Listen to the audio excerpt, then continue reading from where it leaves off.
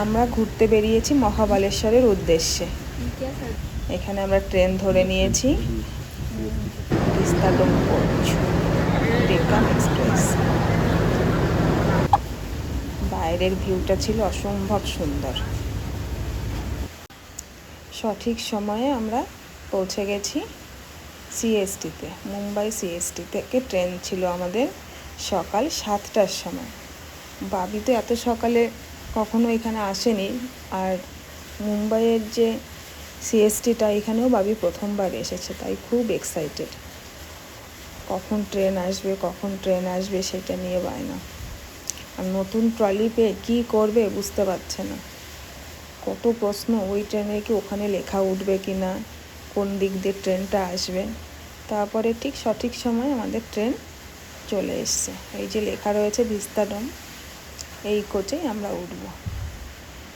চলুন তাড়াতাড়ি উঠে পড়ি ট্রেনের মধ্যে, যে সবাই মিলে তাড়াতাড়ি করে ট্রেনে উঠে পড়ছি, কারণ আমাদের সিট নাম্বারটাও খুঁজতে হবে। প্রথমে তো সিট নাম্বারটা খুঁজেই পাচ্ছিলাম না, কোথায় আছে লেখা, কোথায় আছে সেটাই বুঝতে পারছিলাম না। তারপরে খানিকটা এগিয়ে গিয়ে দেখলাম ওপরের দিকে লেখা আছে। তো আমাদের সিট নাম্বার খুঁজে পেয়ে আমরা তো বসলাম। বসার পরে যে যা সিটে বসে পড়েছি।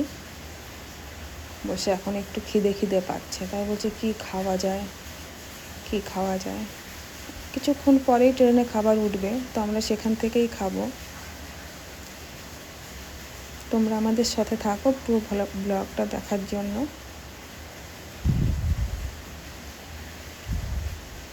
কেমন লাগছে আজকে আমাকে দেখতে? অনেক টায়ার্ড, অনেক সকালে উঠেছি আর অনেকটা গাড়িতে করে জার্নি করে এসেছি। তো তারপর আমার বর আমাকে বলছে একটু বাইরের থেকে কোচটা ঘুরে দেখাও কেমন লাগছে। তাই আমি আবার চলে গেলাম বাইরে। তো সেইভাবে আমি একটুখানি তুলে নিলাম আমার মতো করে। অত ভালো ভিডিও তো আর করতে পারি না, যেটুকু যা পারি তার মধ্যে দিয়েই একটু তুলে রাখলাম মেমোরি হিসাবে। তোমাদের ভালো লাগলে একটু কমেন্ট লিখো, ভালো লাগবে। তারপরে কলা নিয়ে এসেছিলাম, সবাই সেই কলাগুলো খেলাম। অত সকালে 7টার সময় এত সেরকম খিদে নেই, কিন্তু ওই অনেকটা গাড়িতে জার্নি করে আসলে যেটা হয় না, একটু খিদে ভাব লাগে। তাই সেই জন্যই ভাবলাম যে একটু সবাই একটা কলা খেয়ে নিই, তারপরে যখন খাবার উঠবে তখন আমরা অন্য কিছু খেয়ে নেব। আমার বর আবার মুখ ফুলিয়ে দেখাচ্ছে, আমাকে কি হনুমানের মতো লাগছে দেখতে? আমি বললাম না তোমাকে ভালো লাগছে, তুমি তো হ্যান্ডসাম। তো এবার আমরা চলছি। ওখানে আমরা বাবি আবার বলছে মা ওখানে কি খাবার চলে এলো। ও ছোট মানুষ তো, ওর খিদে পেয়ে গেছে। আমাদের ট্রেন ছেড়ে দিয়েছে সিএসটি থেকে, 7টায় টাইম ছিল, একদম 7টাতেই ছেড়েছে। সিএসটি থেকে আস্তে বেরোচ্ছে ডেকান এক্সপ্রেস। কতক্ষণ লাগবে আমাদের? পুনে আমরা পৌঁছাবো 11টায়, 11:05। ভালো লাগছে, কিন্তু ভালো লাগছে পুলটা কাছের। তারপর আমার বর আমার ডেকে আবার বাইরে নিয়ে আসছে, বলছে পাশে এসো, পাশ থেকে ভালো সিনগুলো ভালো দেখা যাচ্ছে। আমি আসতে গিয়ে দরজাটা লক হয়ে গেছে, আর পাচ্ছি না দরজা খুলতে। আবার সে এসছে দরজা খুলে দেওয়ার জন্য, হাত নাড়ালে দরজা খুলে দেওয়া। বলছে হ্যাঁ দরজা খুলতে পারবে, আমি মজা করছি। দারুণ এখানে বসছে করুন। তারপরে এই যে চারিদিকে গাছ লাগানো, খুবই সুন্দর লাগছে দেখতে জায়গাটা। চারিদিকে 3 দিকেই গাছটা লাগানো রয়েছে। আমরা গল্প করছি, আমরা অনেকক্ষণ করে দাঁড়িয়ে রয়েছি, খুব ভালো লাগছিল দেখতে বাইরেটা। আসলে আমরা বসি এখানে, আমরা বিস্তারনগরের ভিউ নিচ্ছি পেছন দিকে। এটা আমাদের কম্পার্টমেন্টের লাস্ট, সেটা থেকে পেছন দিকে এত ভালো লাগছে। যখন ছোটবেলাতে ট্রেনে চড়তাম তখন একটা জিনিস আমার মাথায় খুব ঘুরতো। হ্যাঁ, ট্রেনের দেখো দুটো লাইন কতটা সরু, হ্যাঁ, কিন্তু ট্রেনের ভেতরে ওঠার পরে কম্পার্টমেন্টটা এতটা চওড়া, এটা আমার মাথায় ঢুকতো না অনেক ছোটবেলাতে। লাইনগুলো তো অতটা যতটা চওড়া, তুই কি ভাবতে? আমি ভাবতাম এটা কি করে হয়, মানে নিচে উপরে কি করে ট্রেনের বুকিং ভেতরটা এতটা চওড়া কেন হয়। হ্যাঁ, দেখে তো মানে সেইটাই তো আমার গাড়িতে হয়, যে গাড়িটা তো চওড়া, চাকাগুলো রাস্তাতে সেট হয় কি করে। তারপরে আস্তে যখন বড় হতে হতো তখন এটা হয় আমারও হয়। এটা আমার একটা মানে ছোটবেলায় যে ছোট ছোট কোশ্চেনগুলো মনের মধ্যে থাকে তার মধ্যে এটাও একটা কোশ্চেন। জানি না এখনকার বাচ্চাদের থাকে কিনা, আমাদের থাকতো, আমার তো ছিল। এখনকার বাচ্চারা মোবাইল দেখে আর সব দেখেই না।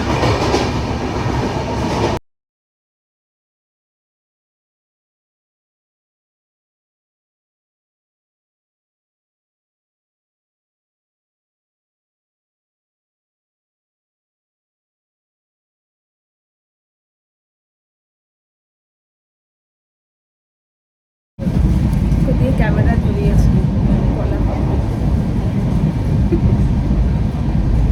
ট্রেনে বসে বসে খিদে পেয়েছে, খেতে ইচ্ছা করছে বাড়া কম।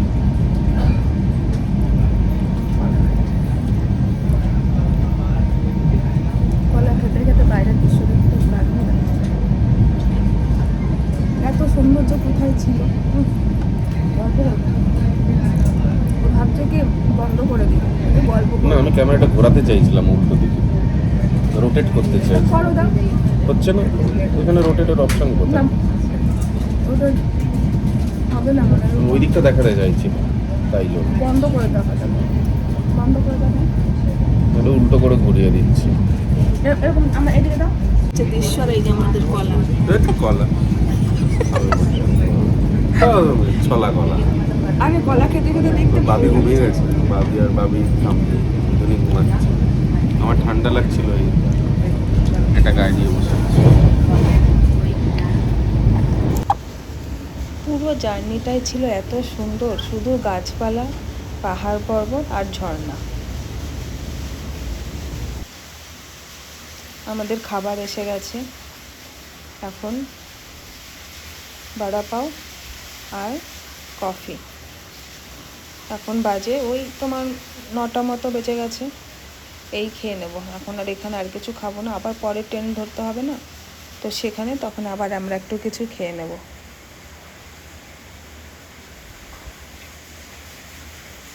বাবি বলছে বাবা আমার এটুকুতে কি হবে, আর একটু লাগতো না? তো বাবা বলছে যে না, আমার কাছ থেকে তাহলে একটু তুই নিয়ে নিস। তারপরে বাবি বলছে বাবা একটু ব্রেডটা ডুবিয়ে ডুবিয়ে খেয়ে দেখো কি টেস্ট লাগছে। আবার আমাকে একটু দিচ্ছে, ভালোবাসা। একটু খেয়ে বলছে তুমি একটু খেয়ে দেখো। বাবি আবার নিচে বসেছে, নিচে বসে মজা করছে, বলছে এখানে আমার অনেক ভালো লাগছে বসে থাকতে। আসলে এক সিটে বসে বসে বিরক্ত হয়ে যাচ্ছে, ছোট মানুষ তো, অনেকটা সময় থাকতে হচ্ছে। তার মধ্যে মোবাইলে সেই রকম নেটওয়ার্ক নেই, আবার ওয়াইফাইও তো ভেতরে চলছে না, ডেটাতে তো সেভাবে চলছে না। এর মধ্যে বৃষ্টি শুরু হয়ে গেছে ঝমঝমিয়ে, কি প্রচণ্ড পরিমাণে বৃষ্টি। ভেতরে চলছে এসি আর বাইরে হচ্ছে বৃষ্টি, তার মধ্যে ঝর্ণা, তার মধ্যে ট্রেন চলছে, মানে সব মিলে মিশে দুর্দান্ত একটা পরিবেশ। ওই দিকে আর একটা ট্রেন চলছে, এই পাশে একটা ট্রেন, ওই পাশে আর একটা ট্রেন।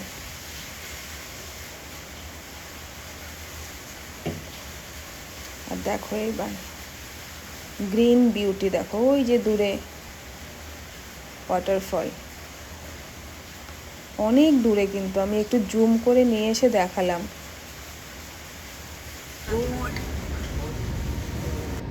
আরে কত দারুণ!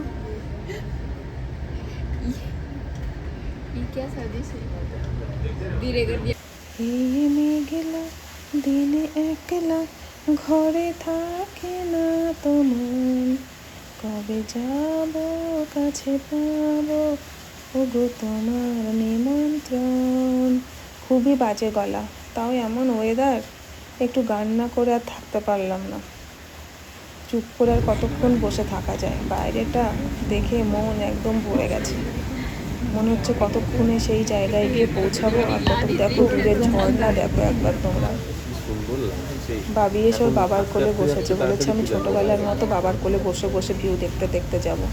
এখন বড় হয়ে গেছে, আর পারা যায় বলো? তাও ওর বাবা কোলে নিয়ে বসে আছে। এইবার দেখো এই যে আর একটা, চলতে চলতে যে কতবার দেখতে পেলাম। দেখো বসে বসে দেখছি, আর আমার পেছন দিয়েই হচ্ছে পুরো ভিউ। সত্যিই খুব ভালো লাগছিল। অনেকক্ষণ থাকার পরে ওর ঘুম পেয়ে গেছে, দেখো কম্বল মুড়ি দিয়ে বাবা আর মেয়ে দুজনেই ঘুমোচ্ছে। তার মধ্যে আমি ভিডিওটা যেই চালু করেছি বাবি উঠে পড়েছে, উঠে বাবার দিকে তাকাচ্ছে, বাবা ঘুমিয়ে গেছে।